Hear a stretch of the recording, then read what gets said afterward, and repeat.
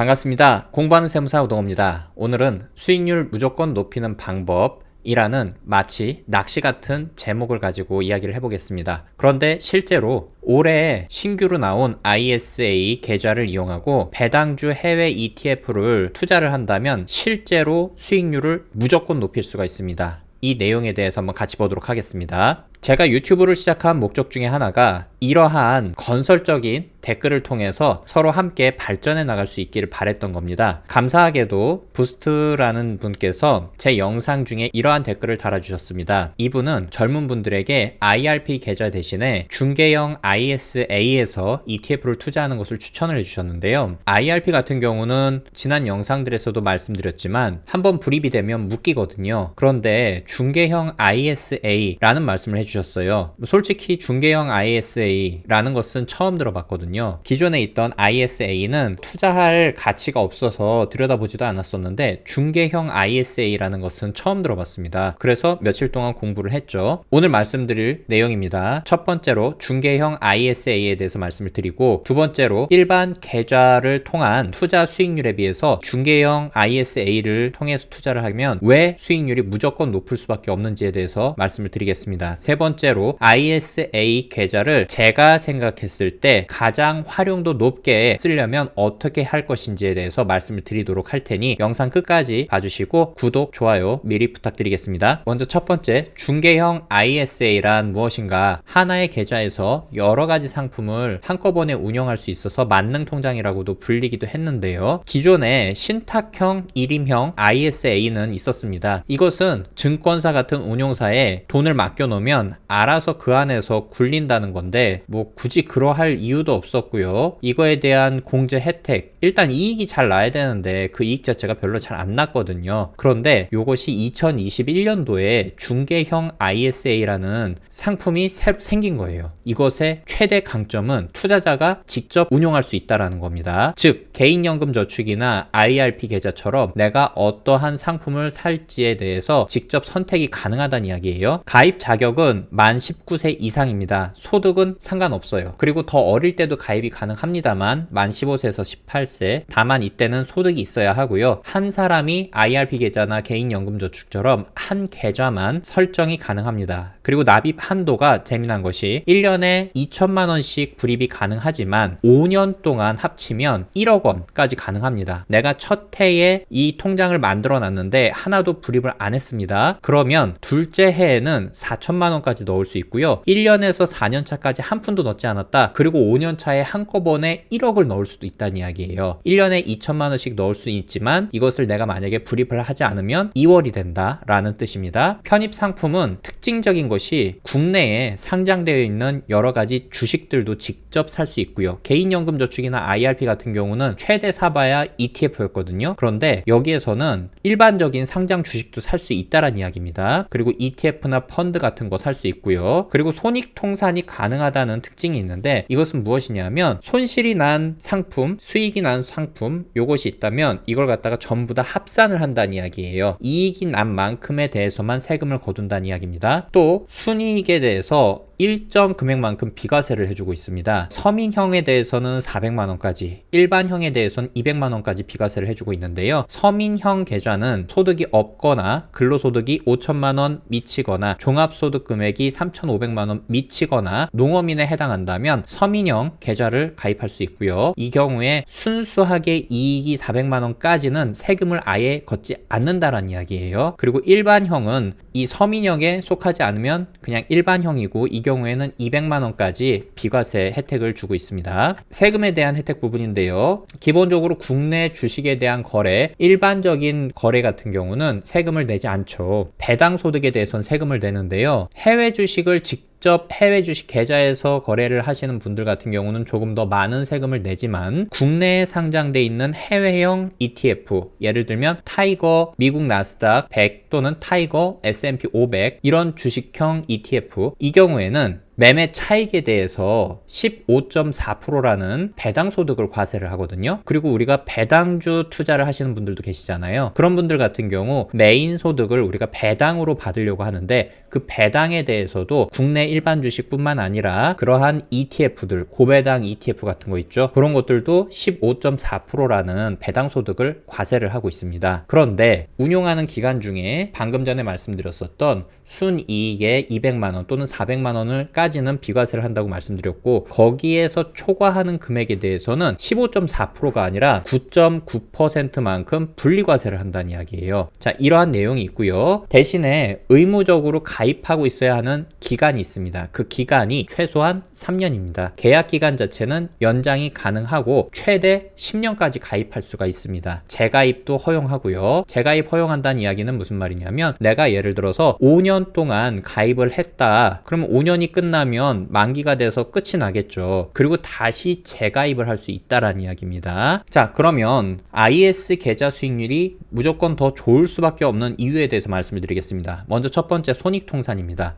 자, 우리가 국내에 주식을 가지고 있고 해외 주식형 ETF도 가지고 있다고 해봅시다. 국내형 주식에서 배당 소득이 발생했어요. 그리고 해외 주식형 ETF에서는 손실이 발생했다고 해봅시다. 이 경우에 지금 현재 과세 체계에서는 해외 ETF에서 손실이 난 것은 그냥 손실 난 것이고, 국내 주식에서 우리가 배당 소득이 발생한 것에 대해서는 세금을 과세를 하고 있습니다. 15.4%만큼을요. 그런데 손익 통산을 한다는 개념은 이 한 계좌 내에서 운용을 하고 있기 때문에 여기서 발생한 배당 소득과 해외 주식형 계좌에서 발생한 손실을 서로 합산을 해서 퉁쳐준다 이 말입니다. 그리고 두 번째, 순이익 200만원, 400만원까지 비과세. 아까 일반형, 서민형 순이익에 대한 비과세 말씀드렸죠. 그리고 순이익 비과세 초과분은 금액에 상관없이 9.9% 분리과세한다라고 말씀드렸잖아요. 이 부분 때문에 무조건 더 우월할 수밖에 없는 겁니다. 왜냐하면 해외 ETF 같은 경우는 양도 차익에 대해서 무조건 15.4% 세금을 떼고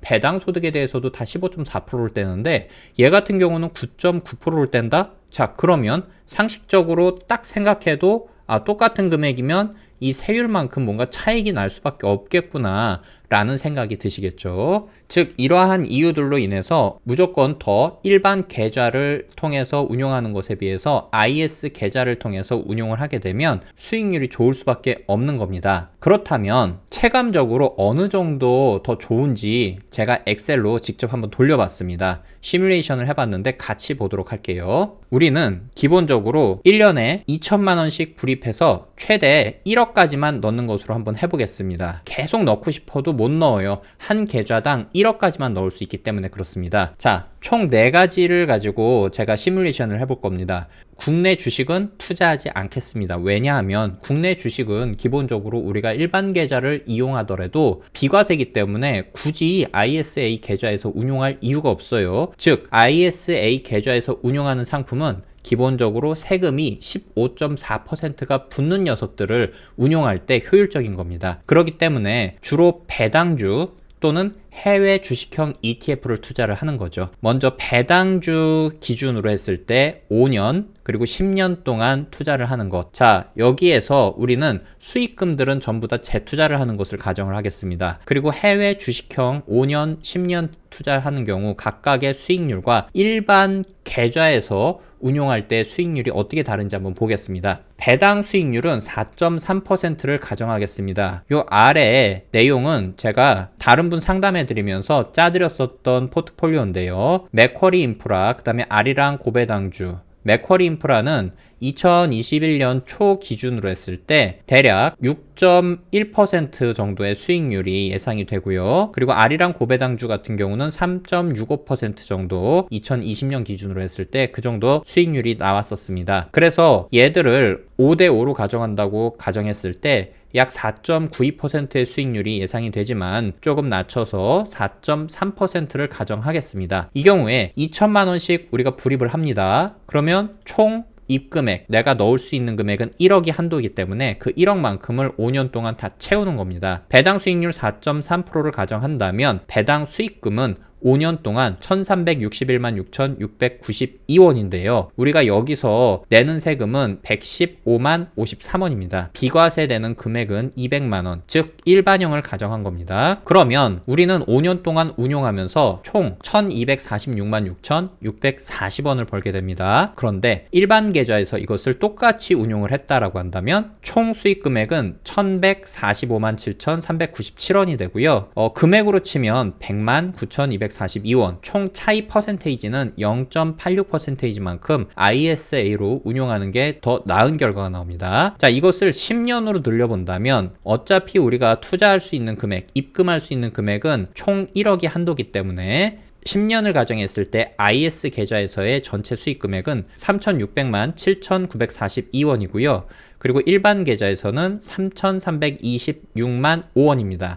이랬을 때 차이는 274만 7,938원, 2.33%만큼의 수익률 차이가 발생하고요. 자, 여기까지 봤을 때는 뭐 별로 그닥 차이가 안 나네, 이렇게 생각하실 수 있는데요. 수익률이 올라가게 된다면 차이는 굉장히 크게 벌어집니다. 같이 보시겠습니다. 해외 주식형 ETF로 투자를 했다고 가정을 하겠습니다. 타이거 미국 S&P 500 그리고 R이랑 신흥국 MSCI 합성 H, 요것들도 마찬가지로 5대5로 투자를 하고 예상 수익률을 8.5%로 잡겠습니다. 그 경우에 ISA 계좌에서 5년간 배당 수익금은 2,833만 400원이고요. 그리고 총 수익 금액은 2,572만 3,691원이 됩니다. 자, 이렇게 생각하실 수도 있어요. 아니, 여기서는 배당을 받은 게 아닌데 왜 배당 수익금으로 잡아놨느냐. 해외 주식형에 대한 양도 차익도 배당이라고 제가 이야기한다고 그랬었죠. 그리고 어차피 이것을 5년 있다가 만기가 되면 해지한다고 가정을 했기 때문에 제가 노란색 칠해놓은 2,833만 400원만큼 늘었고 거기에서 비과세 금액을 빼고 나면 결국은 똑같은 세금이다. 여기 나와 있는 260만 6,710원만큼. 그렇기 때문에 총 수익 금액 금액은 2,572만 3,691원이 되는 게 맞다라고 생각을 하시면 되고요. 일반 계좌에서는 5년 동안 수익 금액이 2,375만 6,221원, 차이 금액은 196만 7,469원으로서 1.45%만큼 차이가 납니다. 그런데 10년으로 한번 가볼까요? 10년으로 가보면 IS 계좌에서 수익 금액은 8,182만 7,155원이 되고요. 일반 계좌에서의 총 수익 금액은 7,512만 9,236원이 됩니다. 차이 금액은 669만 7,919원. 드디어 차이가 무려 5%만큼 나게 됩니다. 이 정도만 돼도 유의미한 차이죠. 만약에 여러분들이 이 ETF를 굴릴 때 8.5% 수익이 아니라 한 12% 정도 난다고 해볼까요? 차이는 무려 1,000만원대가 넘어가게 됩니다. 10년 동안 굴렸을 때 1,147만 2,928원, 차이가 7.76%. 어떻습니까? 굉장히 유의미한 차이가 나는 거죠. 그렇기 때문에 저는 개인적으로 이 계좌를 배당형으로 투자하기보다는 해외 주식형 투자하는 것이 조금 더 낫다라고 판단이 되어지고요. 여러분들이 생각하시기에 틀릴 수도 있습니다만 제가 생각하기에 ISA 계좌를 가장 최적으로 잘 사용하는 방법은 먼저 기본적으로는 해외 ETF, 배당주나 배당 ETF에 투자하는 것은 기본이고요. 두 번째는 이렇게 10년 동안 갈 필요 없이 어찌됐든 간에 일반 계좌로 운용하는 거에 비해서는 무조건 이득이기 때문에 3년 내지는 5년까지는 ISA 계좌로 가져간다. 그런데 제가 앞에서 말씀드리지 않은 굉장히 강력한 내용이 있어요. 뭐냐면 이 IS 계좌가 만기가 되잖아요. 만기가 되면 만기 후 60일 이내에는 만약에 1억만큼 5년 동안 쌓아서 1억만큼 넣었다? 그러면 이 금액을 개인연금 저축 그리고 IRP 계좌로 이체가 가능합니다. 자, 이게 왜 엄청나게 강력한 거냐면요. 사실 개인연금 저축과 IRP가 제일 강력한 거예요. 왜냐?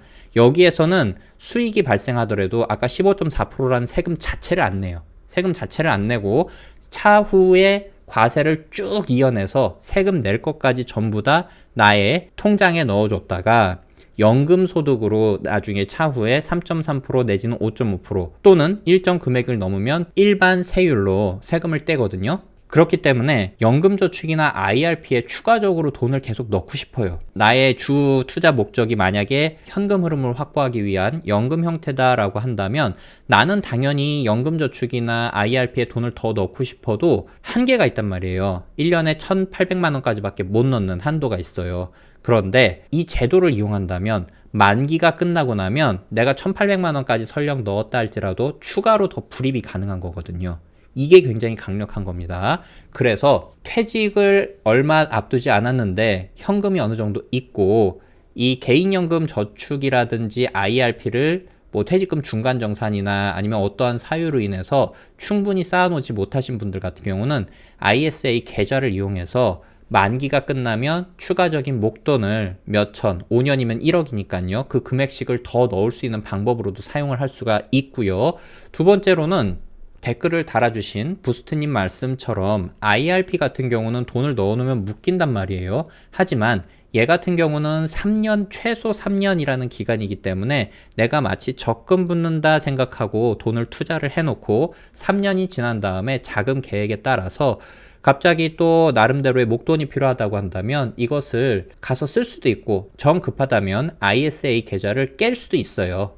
깨게 되면 물론 15.4% 세금 다 내는 거지만 원래 냈어야 될 세금을 내는 것 뿐이니까 그렇게 유도리 있게 사용도 가능하기 때문에 ISA 계좌는 굉장히 유용하다. 그렇게 생각을 하시면 될 것 같습니다. 오늘 영상 여기까지고요. 추가적으로 제가 캐치하지 못한 여러분들께서 생각하고 계신 ISA 계좌를 이용한 좋은 투자 방법이 있으시면 댓글로 남겨주시면 제가 함께 공유하고 같이 토론해보면 좋을 것 같습니다. 오늘 제 영상 경청해 주셔서 감사합니다. 구독, 좋아요 부탁드리고 좋은 하루 되십시오. 감사합니다.